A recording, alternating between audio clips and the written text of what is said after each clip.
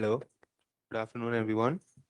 A very warm welcome to India x Ukraine 2.0, the next big opportunity. I'm Ajay Chana, Treasurer of IUCCI, Indo Ukraine Chamber of Commerce and Industry, and I'll be your moderator for today's session.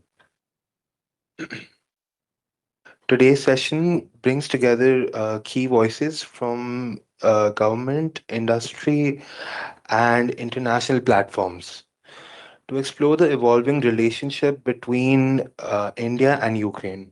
We will be focusing on core areas today, which is education pathways, workforce mobility, and a broader strategic collaboration between the two countries.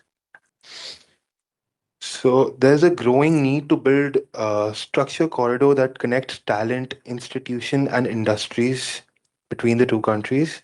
Through this discussion, we aim to highlight opportunities, emerging sectors, and the role of partnership in creating a long-term and sustainable engagement between India and Ukraine.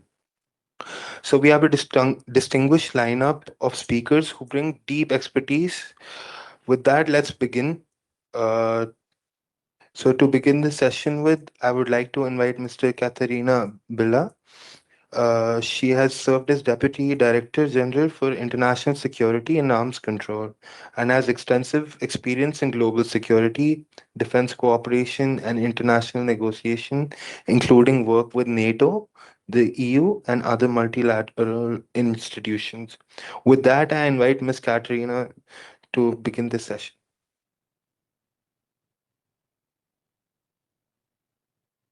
Good afternoon. Thank you. I'm here in double format, I would say, because I'm spouse of Ambassador of Ukraine to India. And in this capacity, I would like to express gratitude government for hosting this event, as well as for India European of Commerce for organizing it, and as well our partners, Parashar Industries, who will line. Can you hear me? Because my mics are very tricky. My second capacity is I represent Ukrainian industry now. It's company UARPA, which is dealing with defense industries. From official Ukrainian part, I would definitely like to express full support of the embassy in all endeavors to promote studies in Ukraine. Before full-scale war, we had 300 students a week applying for visa. So you can imagine the whole amount of students who studied in Ukraine at that time. We had even built a temple in the city where there were a lot of students, in Hindu temple, because there were so many students that we definitely needed it. Now, during the full-scale war, life continues. In the western part of Ukraine, you still can study. Indians can study. So you will receive full support from Ukrainian government, from the embassy. At least my husband promised me. And if he promised, believe me, he always fulfills his promises. Now I'd like to speak as assistant to the president of Ukrainian Advanced Research and Technology Agency. We do need workers and engineers. We do not need workers just to clean our enterprise. We need workers who can work with sophisticated machines. And that's the biggest problem, because many Ukrainians went to war, went to fight, and there is a big lack, big gap in this area. So we are waiting for Indians, but we need educated Indians. And as my president said, president of my company, please ensure that there will be Indians who receive proper education, and proper education is in Ukraine. Our education is well known all over the world, in Europe, in the United States. I have Ukrainian education actually, and I received a lot of proposals in job everywhere. But I decided to be spouse of ambassador and stay here in India. I enjoy the country. So welcome to Educational Hub. And me as a representative of the enterprise, I confirm that we do wait Indians, educated Indians who will come with the studies, with the diplomas, with the knowledge, and will receive very, very good salary, believe me, very good salary on this um, way. So I wish you a fruitful receival of knowledge, fruitful discussion. And please don't forget to take pens and to write down all the necessary information to get back to Ukraine and to get back to the cities where it is 100% safe to study. I thank you.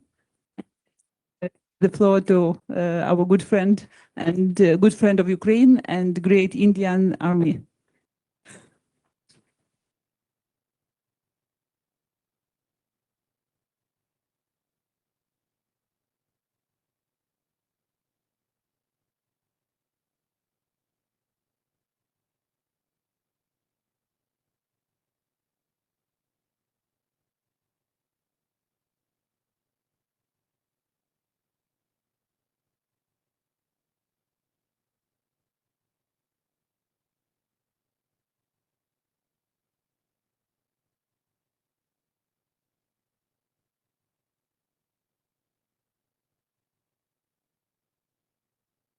Good afternoon, everyone. Uh, Many thanks to ma'am. Uh, it was a great speech that you did, and I fully agree with you. Ukraine needs Indians, and India needs Ukraine because we have a lot of people who are talented and educated, and also a lot of labor. And so it is a partnership of uh, achieving the strength of both the parties. Ukraine needs Indians, Indian needs jobs, so we can be the bridge for getting that. So, one second.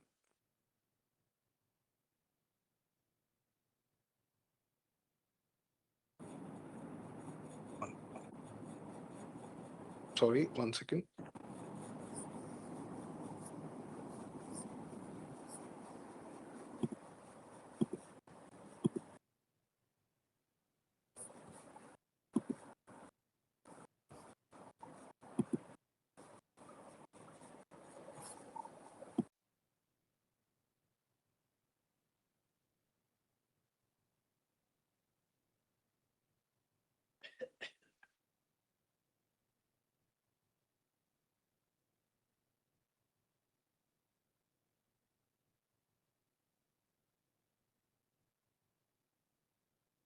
So, today I will focus on five pillars that can define the future of Indo Ukraine collaboration.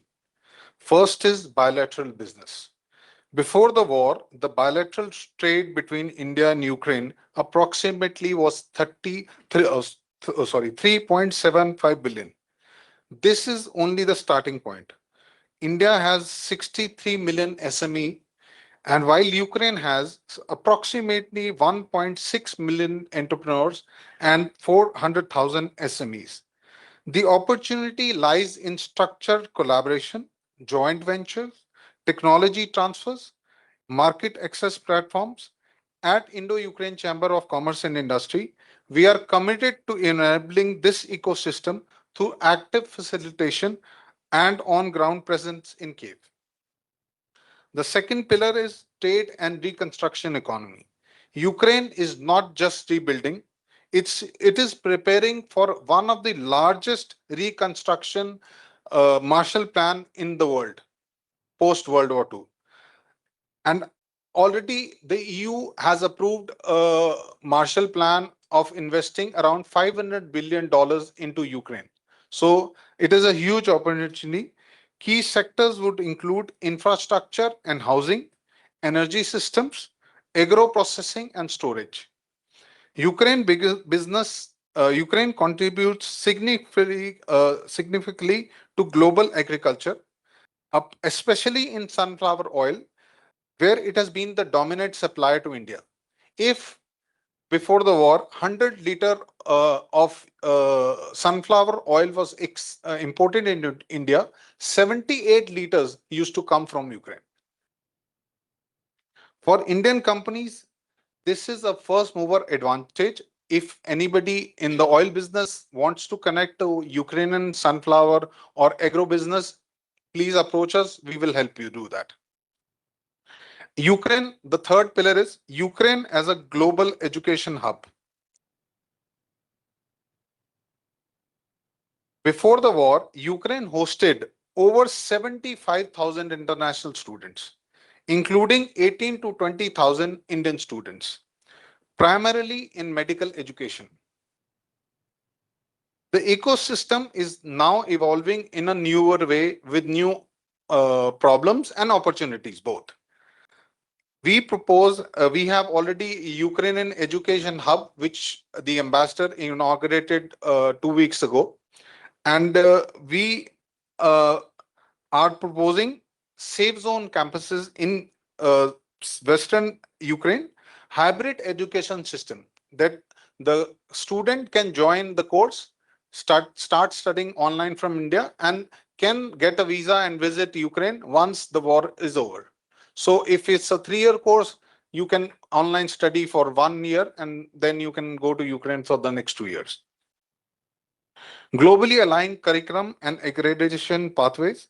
Ukraine offers high quality medical and technical education. Their engineers are the best, among the best in the world.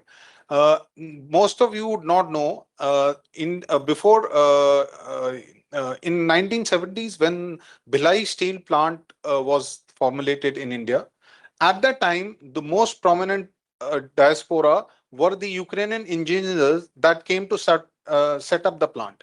Still date, those engineers are the one who built uh, Viksit Bharat. You could say that. Uh, and Ukraine offers high quality medical and technical education, globally recognized degrees, competitive cost structures, often 60 to 70% lower than Western countries. Our goal is to restore and expand Indian student mobility. We build international partnership and we want to position Ukraine as a top destination for Indian students. Education is not just an academic exchange, it is a long term diplomatic investment. Workforce mobility to safe zone. This is where the largest and responsive opportunity and responsibility lies. So, post war Ukraine is expected to face a huge labor shortage because of the amazing amount of reconstruction that is going to happen. Uh, so we are already supplying labor to one company in the west of Ukraine. I personally went and dropped 23 workers to Ukraine, and right now they are all working. They are happy. They are making money, and they started off as helpers and come trainees. The wage was $500 net in the hand after everything. The fooding, boarding, lodging is being paid by the company.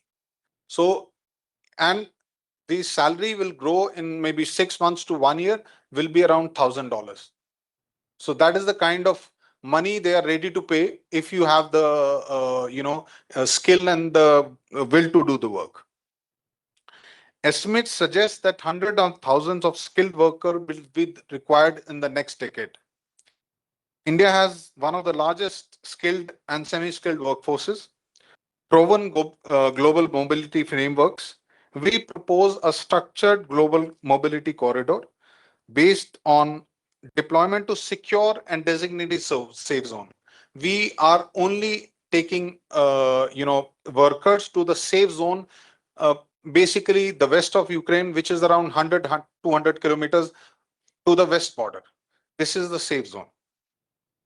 Bilateral agreements ensuring workers' safety, insurance, and legal protection. All the workers that are taken by us have full insurance, medical insurance is paid by the company.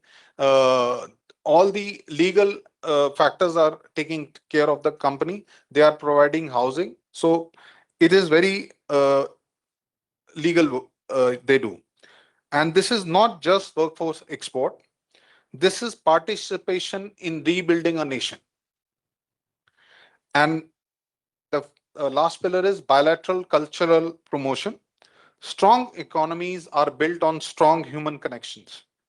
We aim to promote Ukrainian language, art, and culture in India, encourage Indian culture in Ukraine, outreach in Ukraine, work closely with the Ukrainian diaspora and institution, because culture familiarity builds trust and trust builds relationships. The opportunity ahead. Ukraine stands at the beginning of a transformation that will define the next decade. History shows us that the post conflict reconstruction creates extraordinary economic acceleration. This is once in a generation opportunity for India and Ukraine to build a partnership that is strategic, sustainable, and deeply human. Let's move forward with a purpose. Let us build stronger business ties, scalable education pathways, structured workforce mobility, and deeper cultural understanding. Because together, India and Ukraine are just not rebuilding, we are co creating the future.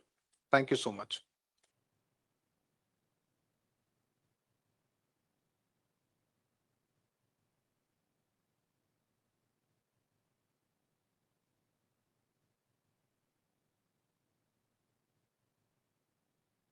Thank you, Army.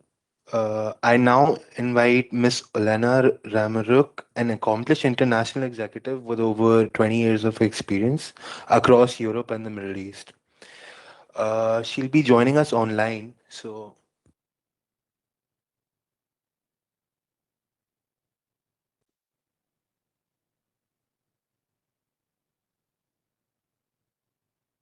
Good afternoon. yes, Olena, you're audible.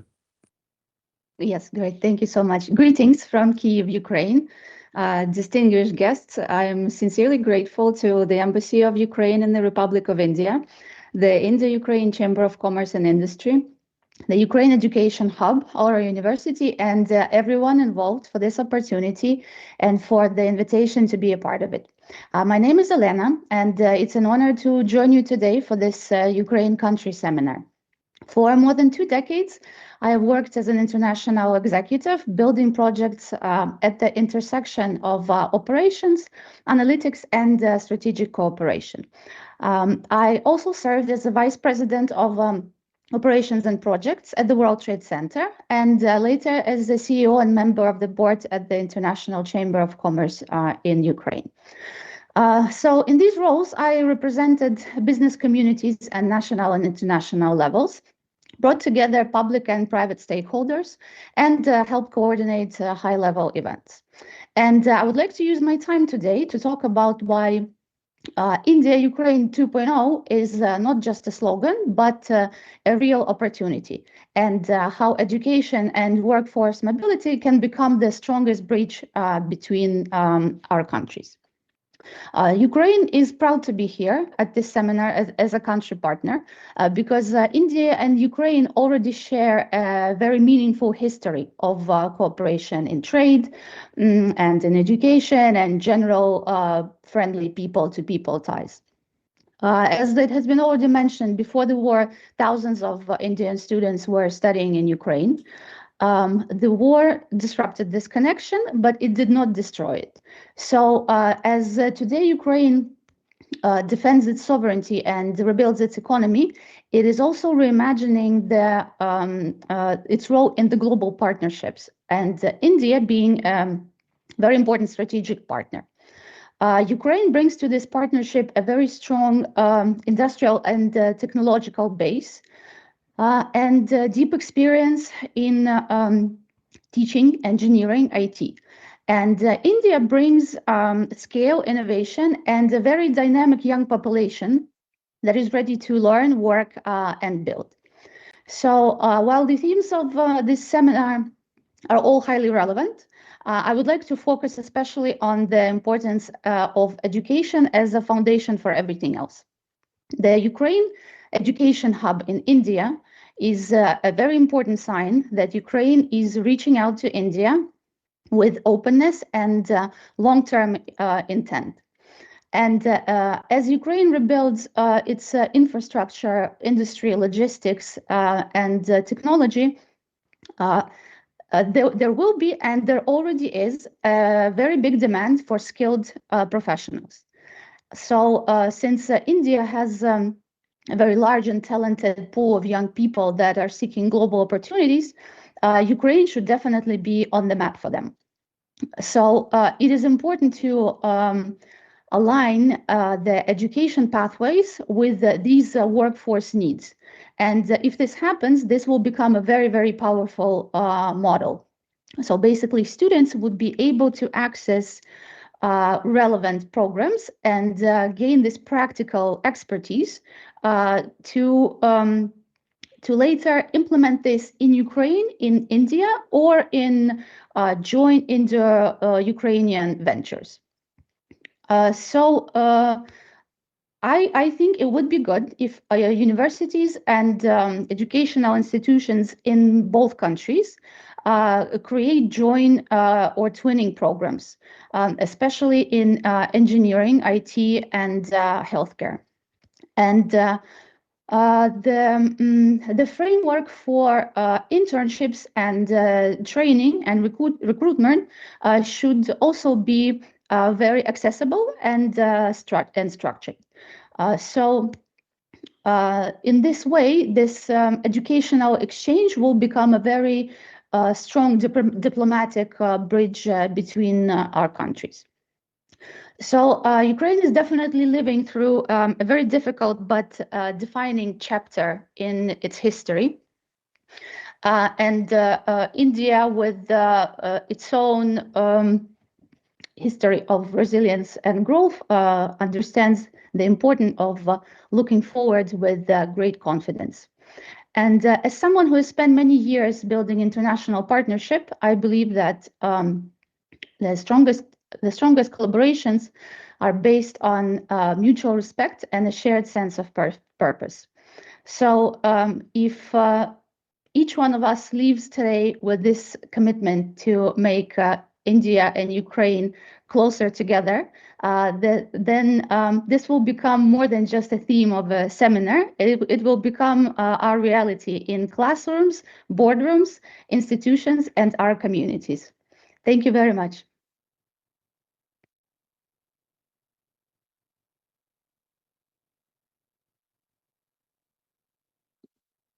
Thanks a lot, Ms. Alana, for your address.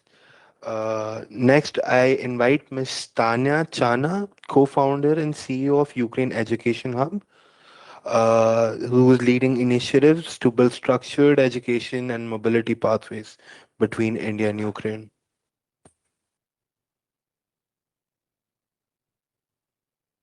Hi, everyone. Please give me a moment as I just bring up my presentation here.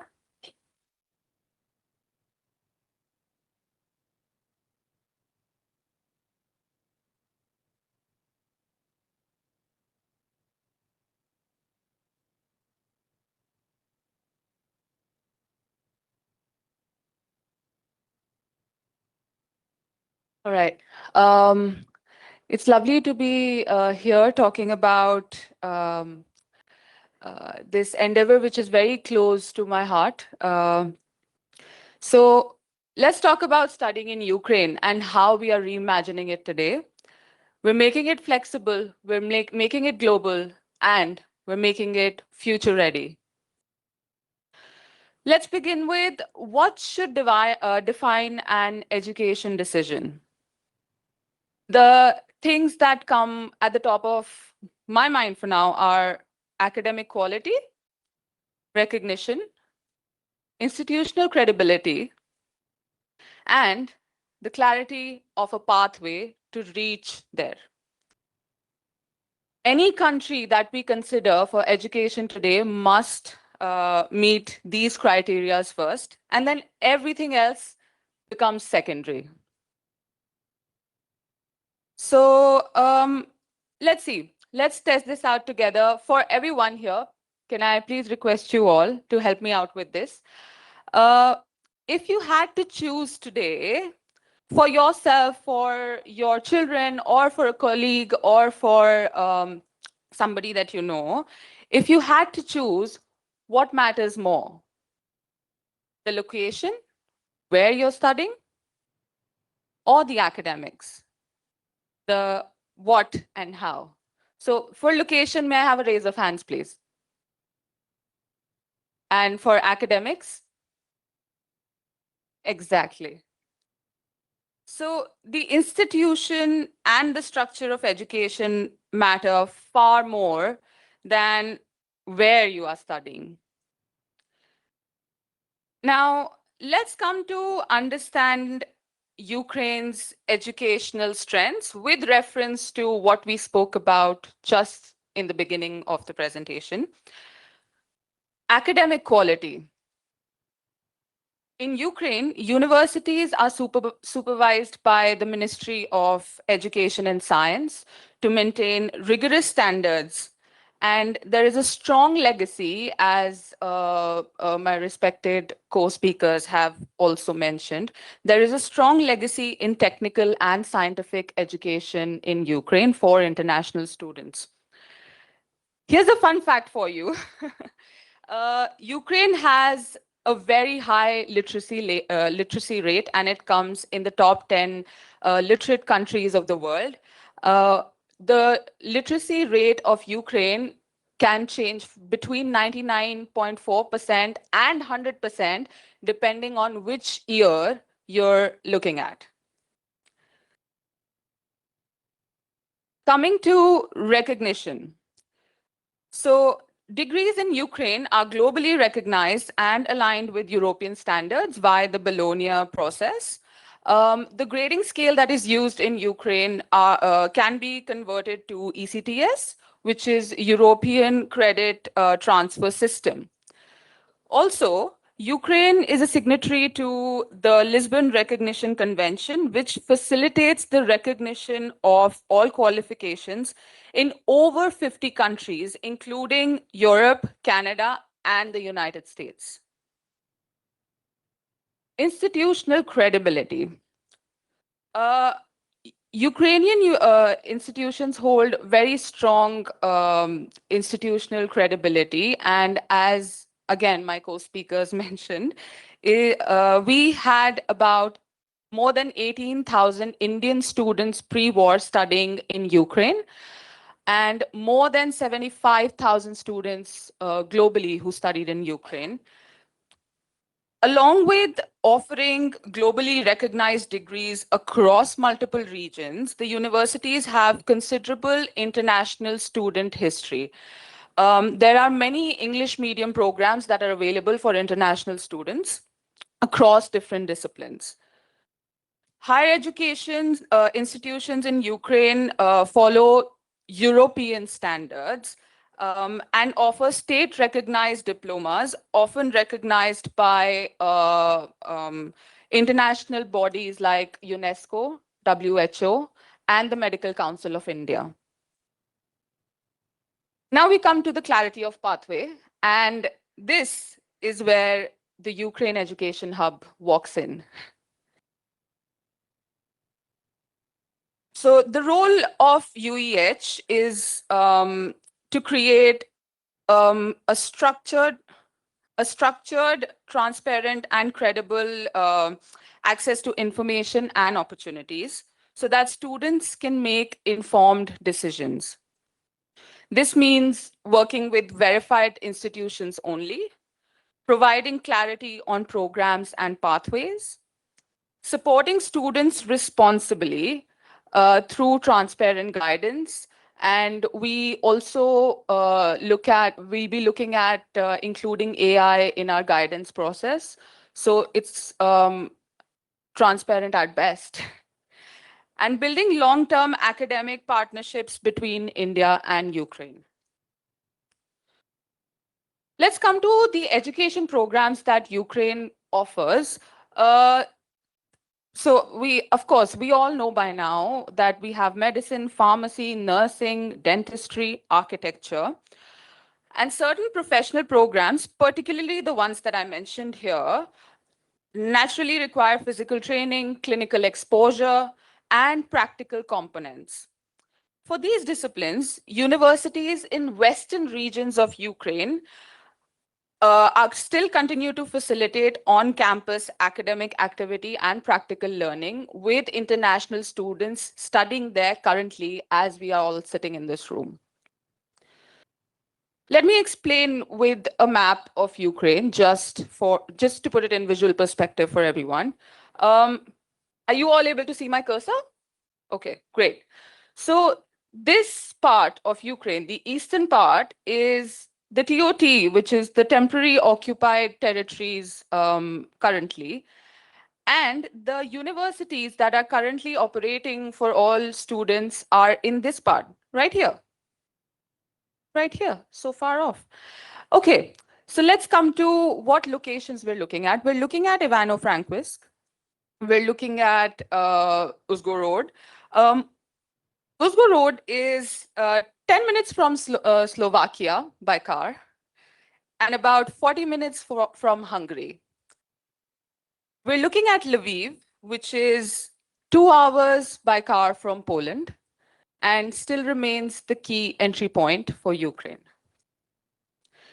At the same time, however, this is our traditional education that we have spoken about for years now. But at the same time, we're also seeing a growing expansion of programs that can be delivered through a much more flexible format. So beyond traditional choices, we've got business and management, IT, computer science, data science or AI, economics, finance, international relations, marketing, you name it. While Ukraine is often associated with certain traditional disciplines, its academic offering is far broader, and I think it's very important to give it due credit for that.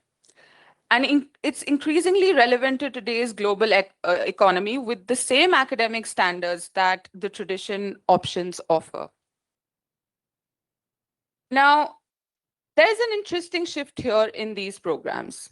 Even though you can study in the western part of Ukraine currently for your traditional courses, what we see in the non-traditional choices is the rise of hybrid learning models, which are pretty much accepted globally now. And Ukrainian institutions are also adapting to these evolving models and present a unique ability to begin or continue studies with greater flexibility. What that means is not just your traditional choices or it's also the non-traditional choices. What you can do today is start studying from India online and and move to Ukraine after a year or after 2 years when the war settles down. Now, who should consider this pathway? Different programs have different requirements, which we've understood by now. Some remain more traditional while others are evolving. And of course, like any international education decision, this pathway may suit some students more than others. I think the students who benefit most are those who are genuinely focused on academic value, students who are looking at the quality of the program, the structure of learning, and the long-term relevance of their education. It's also well suited for students who are comfortable engaging with an international academic environment and are open to different educational systems and approaches. And most importantly, students who value clarity and structure in the entire process. Now, that's it. That's all I had to say for you. But I will conclude with I think it's important to recognize that different different programs have different requirements. The traditional versus the non-traditional. That's always not just for Ukraine. I think it's very normal for Indian students as well to be forced into the traditional programs, and but we're shifting. We're shifting globally. So why not shift when we are studying abroad? Why remain in the traditional programs? So I think understanding that distinction is extremely important when making informed education decisions. And that's how we at Ukraine Education Hub aim to help students, to guide them and give them a clear path, give them their clear options instead of convincing them. Thank you.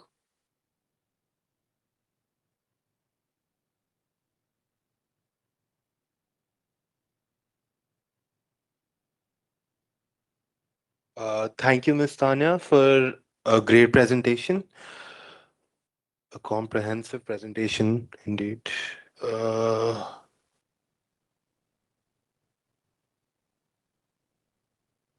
just give me a second, please.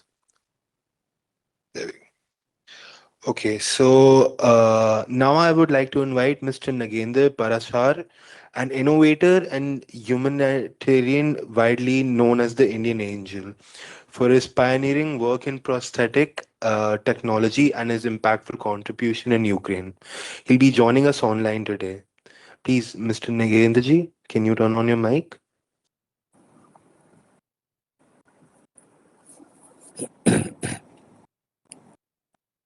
Hello, You're audible. I'm audible. Yes. Good afternoon to all those who are with us right now at this beautiful conference, and my greetings to the Embassy of Ukraine, as well as Mr. Armi Cherna, who has taken such a great role in promoting the friendship and trade relations of the businesses and people of India and Ukraine. So I started my journey in Ukraine since 1991 when I enrolled in the Kyiv Aviation University, and I completed my studies as MTech in aviation engineering in computers. So it was in 1997, and after a few years, I was searching for myself. I even had a brief stint coming back to India in 2020 and 2021 in the field of software, but I couldn't find because there was some bubble burst happened, the .com in the .com field, and I went back to Ukraine, and I found myself in the field of prosthetics starting in year 2008, and since then we have gone a long way, and right now we have 9 prosthetic centers in Ukraine where we provide prosthetic legs to all citizens of Ukraine, including civilians and as well as ex-military. We also have a prosthetic factory in Ukraine where we do all the R&D, and right now we have a whole gamut of prosthetic knee joints, hydraulic knee joints, prosthetic feet, till the very top-notch components that are there right now in the world market. So if Mr. Armi Channa has our can help us, help me with switching on a couple of videos, very small short videos if they have right now.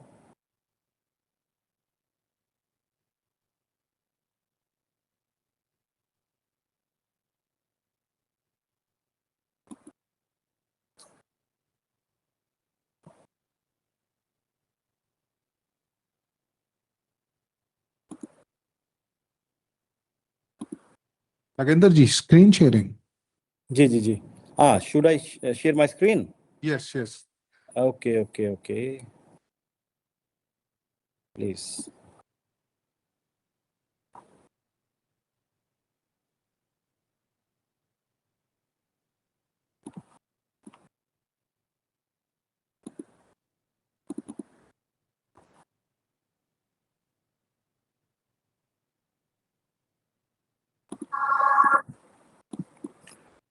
Let me share my screen.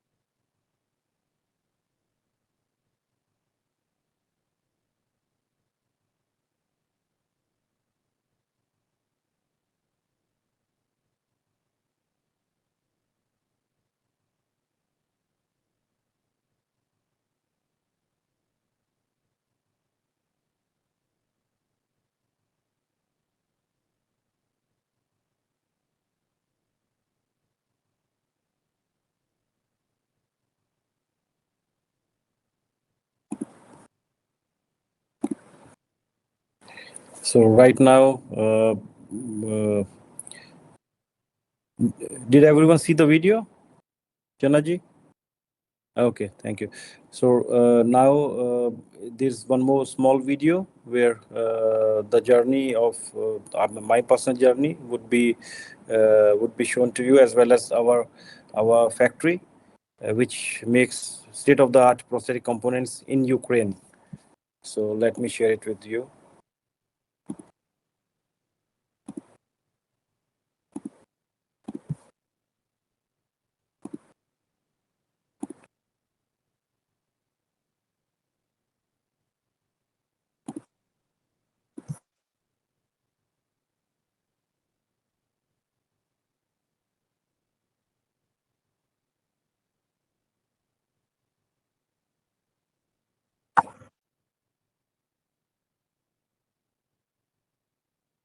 Hello.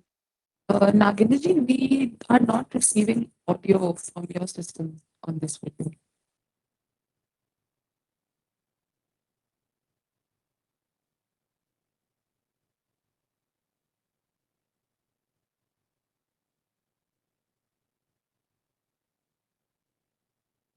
I personally visited his factory. It is state-of-the-art factory making prosthetics in Kiev, and he is a success story for all Indians because he's been living in Kiev for 32 years, and now he's a he's a pioneer in prosthetics, which are artificial arms and limbs, which is very much useful for Ukraine at this time of war, because there are so many people who have been injured during the war. So this is like, that is why they call him the Indian angel. Should I continue to display or? Yes. Yes. Okay, sure.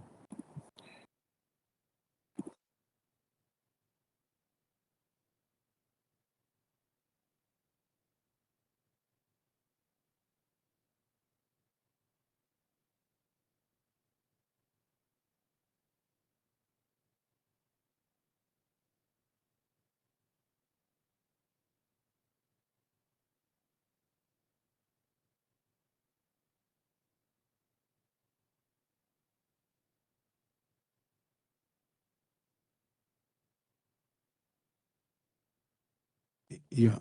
Nagendra ji, please explain over the video, because we cannot get the audio from the. You cannot hear? We can hear you, but we cannot get the audio from the video. Okay, sorry. Okay, so But this is Rashid, if you could basically talk over the video, that will also work. Like while the video is playing, if you wanted to talk over it, we will be able to hear you. okay. Let me see. Right.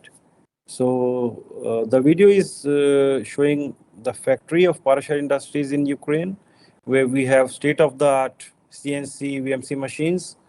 We have 5 axis, 4 axis complex lathe, which we imported from the US, and we are manufacturing very high functionality prosthetic components on these equipments. We are designing all the components in Ukraine.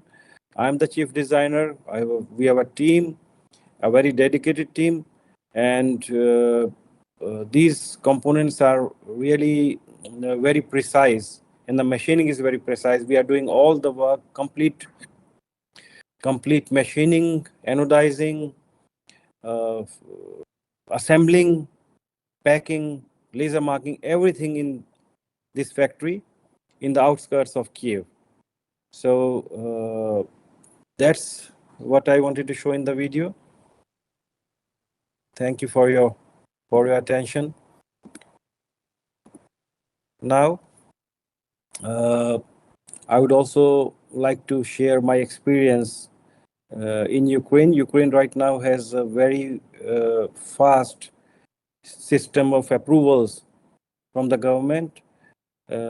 Even people can open a company online within 10 to 15 minutes and get all the documents issued within 10 to 15 minutes. So the online systems of Ukraine are very strong, and they are very efficient. The ease of business, I would like to say that the business is getting easier with each year. And since I'm in Ukraine since 1991, for the past 35 years, so I can certainly tell you that that you can really do business in Ukraine and be very successful in that. Also, whoever wants can create partnerships with Ukrainian companies, and the government will provide all the help. The embassy is there to provide all the help. So you won't need, any other place to go to. Embassy will do whatever they can to help the Indian businesses garner partnerships, fruitful partnerships in Ukraine. Ukraine also needs and will be needing a lot of people who are skilled in doing a lot of things. So there would be a lot of development, business, industrial opportunities in Ukraine in the time to come.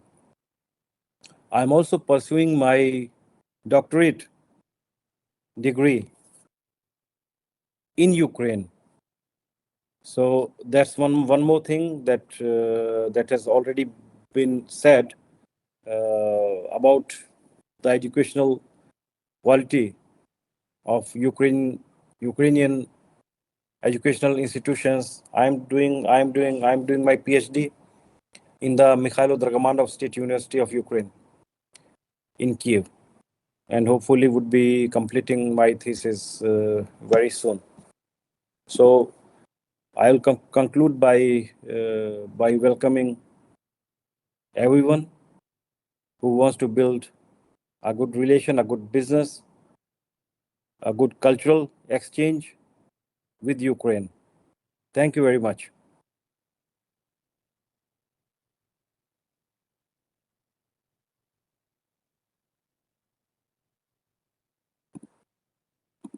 Uh, Thanks a lot, Mr. Nagendra Parasharji, for sharing your story with us today.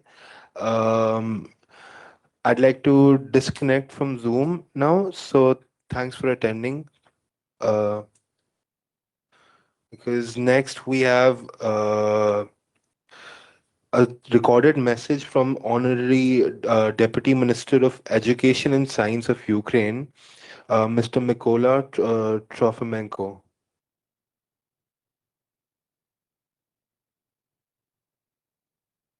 So,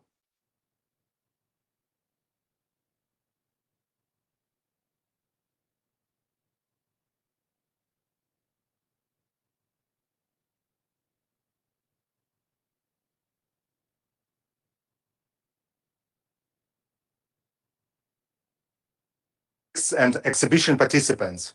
I'm pleased, dear applicants, colleagues, and exhibition participants. I'm pleased to welcome you on behalf of the Ministry of Education and Science of Ukraine. Ukraine has a long and proud tradition of high quality higher education and significant experience in educating students from India.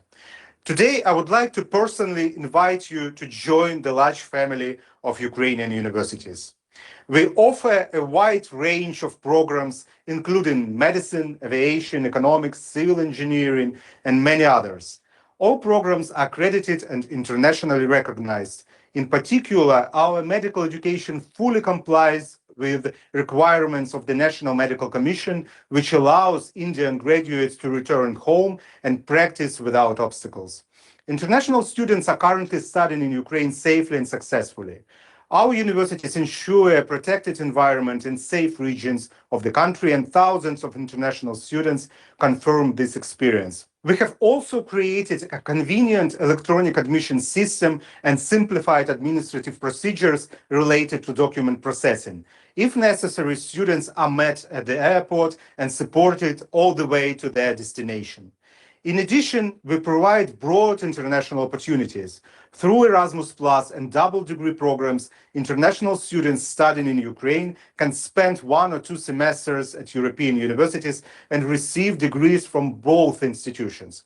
You study in Ukraine, and Europe opens its doors to you. So I warmly invite you, come and study in Ukraine. Here you will find quality education, affordable tuition fees, reliable support, and European opportunities. Ukrainian universities are waiting for you.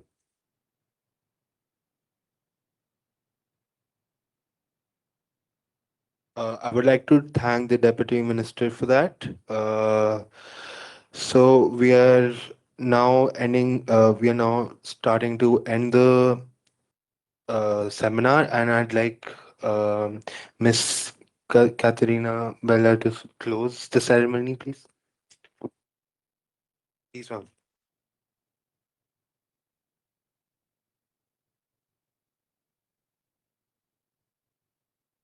Change the place. I was speaking there now. Speaking there, I just received message from ambassador. He was at the meeting with chief minister as well as mayor of the city, and there was among issues to be discussed that were discussed. It's Indian education in Ukraine.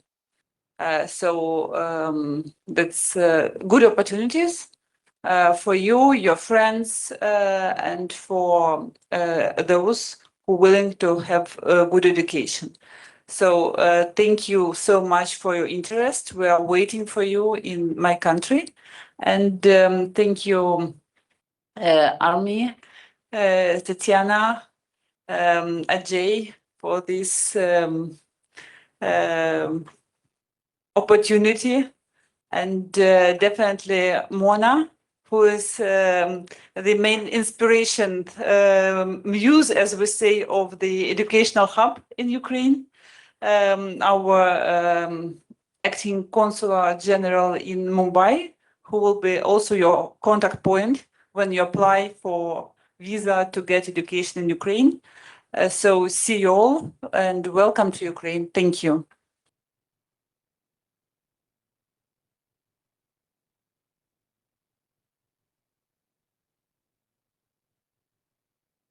Thank you, ma'am, for your address.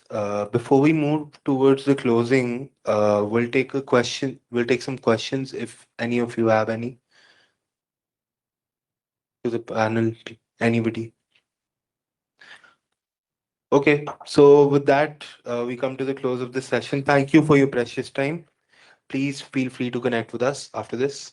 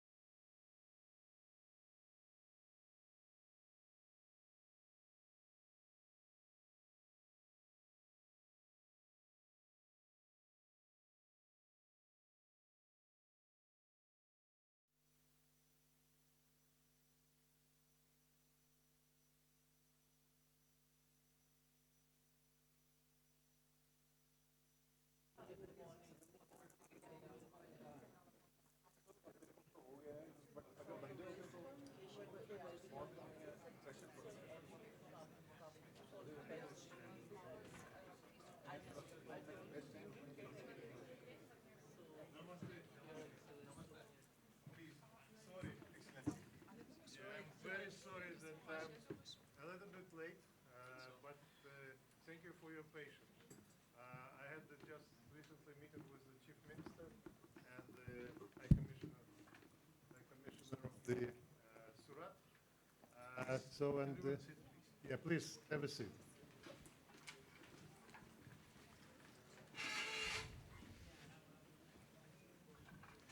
Thank you, first of all, for your interest and that you joined this seminar. I hope that you had you receive actually all of the actual information from our friends, the chamber in the Ukraine chamber, and as well they are running the new initiative with the educational center, and there's well, no doubt that even during the Ukraine, this war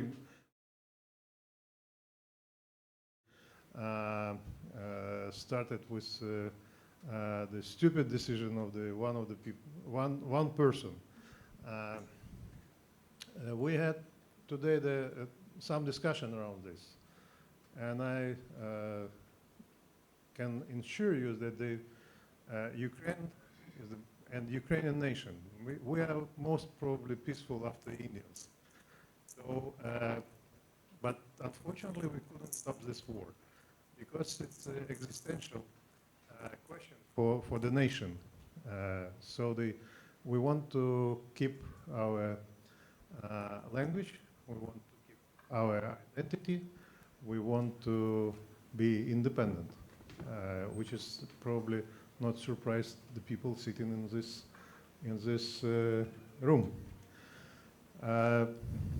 So the part of our today's discussion with the Chief Minister was about this, how to achieve the peace in Ukraine. We are ready to negotiate, but we would like to have the fair negotiation and the fair solution for this war. Despite of the war, Ukraine still develop its economy, and we are quite strong right now. Of course, with the help of our European partners, with the help of our ally.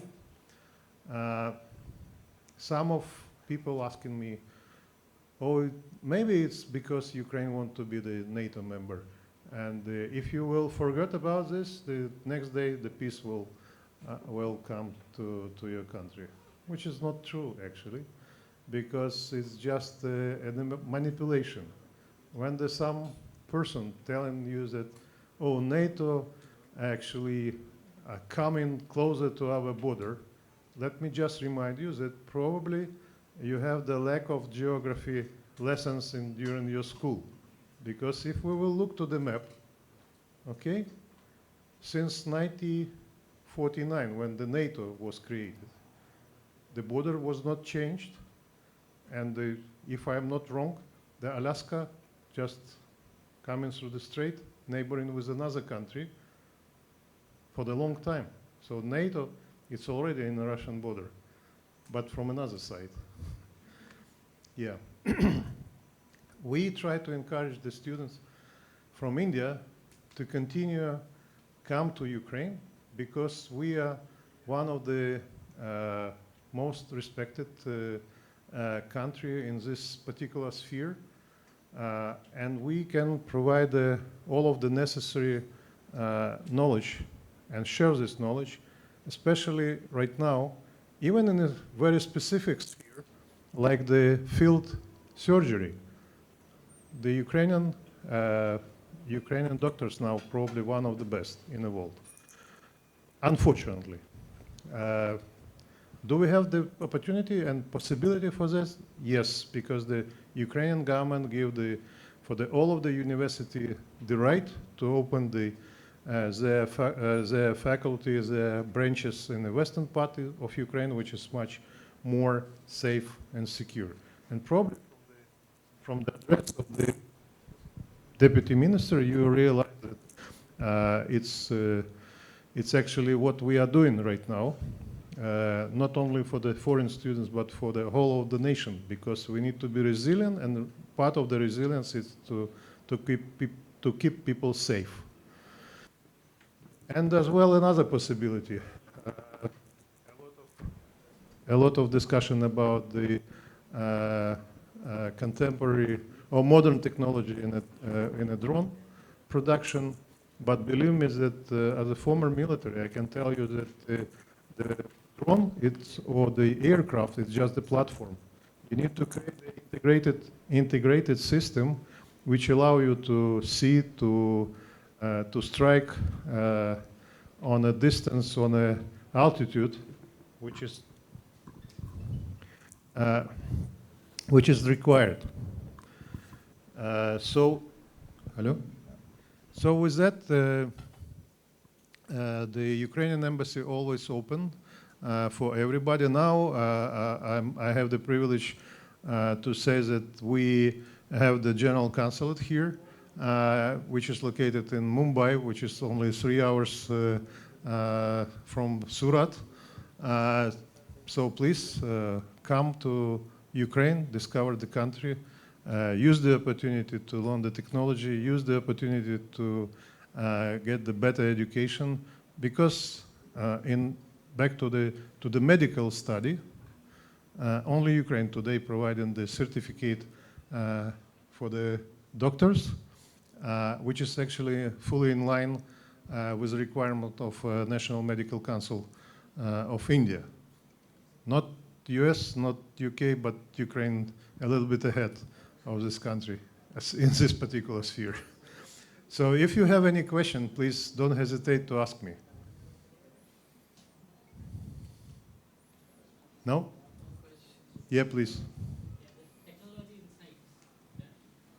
We saw in the video, right, Mm-hmm. it was very fast track. Your processes are very fast track to enter the industry, Ukrainian industry. So any insights on that? How we can do that? Yeah, we just actually agreed that in research and development, we spoke with the High Commissioner today. We have such opportunity because we have the high demand and high interest from the Indian side, how to introduce this as much quickly as possible here in the country. We are ready for that. Of course, we need to discuss some very practical issue. What will be the share of the responsibility and how we can share the technology to make sure that it's not will be used against those who actually develop this technology. You understand what I mean? Yes, thank you very much. And thank you. Yes. What will be the safety measures and the student support system? Those are currently in place after the post-conflict resolution. Yeah. Could you just repeat because? What are the safety measures and student support system currently in place post-conflict resolution? First of all, I think we do not need to wait for the post-conflict because it will be just wasting of time. The life, continue. And believe me that in Ukraine, we are doing everything for those who actually start the education in Ukraine because it's a part of our responsibility to make sure that those parents who invested in their kids and they decided to come to Ukraine, they have the complete education circle. We have a lot of those who decided to stay longer in Ukraine and to work on a different position or start the business. Like you probably saw the Nagendra Parashar and his factory. It's amazing what they did it. And we have as well the big companies, especially in the pharmaceutical area, and which is run by Indians. The biggest one probably Kusum Group. They have the factory in Ukraine, in particular in the Sumy region. It's a north part of Ukraine, and here in Indore and in Rajasthan. So it's a good example that despite of the war, we still have the chance, to introduce new idea and to launch some new projects. War just, accelerated the will from the both sides. It's like the previous question about the drones. But with the drones, it's always you are invented something today and tomorrow it's obsolete. So we need to be, fast in the track. And thank you. Okay. With that, thank you so much. We will use this opportunity to discover more Surat and Gujarat. Now with your permission, we are going to see the diamond factory. I hope that my wife will be happy to see something. Yeah. Yeah, it's what I expected. Thank you so much, everybody, and I wish you the prosperity and peace, and please don't forget to celebrate the birthday of the Surat, birthday of the Gujarat, because it's the great chance for that today on the 1st of May. Congratulations.